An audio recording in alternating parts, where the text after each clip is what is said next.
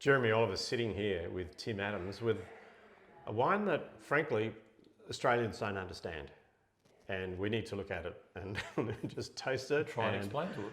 When you actually taste it and drink it, it is astonishingly easy to drink. And it's a Semillon from the Clare Valley, 2019 vintage.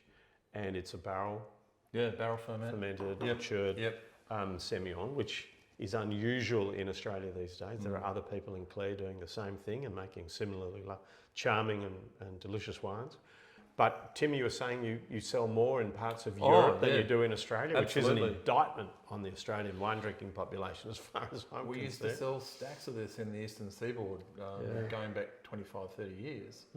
We couldn't keep up with it. But it was, we found that after the release of New Zealand Sauvignon Blanc, it was catastrophic for our Semillon sales. But the interesting thing is, let's talk about this wine for a sec, because it's not necessarily what people expect, because it's creamy, it's buttery, there's some toasty development.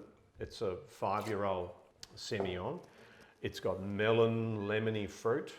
It's exactly the drink that I would recommend to the scores of people who say, Jeremy, I can't find a creamy, buttery Chardonnay anymore. What do I do? Yeah. That is my answer. That's been our Chardonnay because we don't make Chardonnay, and never been a real Chardonnay fan, having grown up in Clare. Yeah, it's got other strengths. Not a Clare thing. Yeah. But this has had all the treatment that the very best Chardonnays in the country do get, and that, it's had great oak, all French, and it's had plenty of time in barrel on lees. Sat there with no sulphur for some time, build that richness and middle palate. The texture, the density of the wine is really rich. So it's creamy.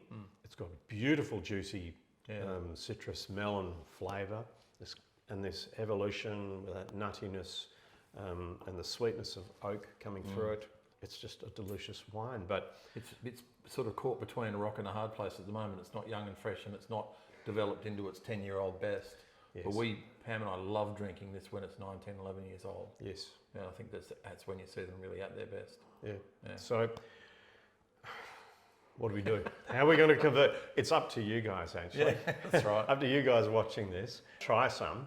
We, of course, have it here at Oliver's Wines in our store, and it's there in the hope that people will take what we're saying seriously and give it a go, because I think it's one of those ones people go, oh, I didn't think people were making one like that anymore. Well, once again, here it is on Oliver's Wines.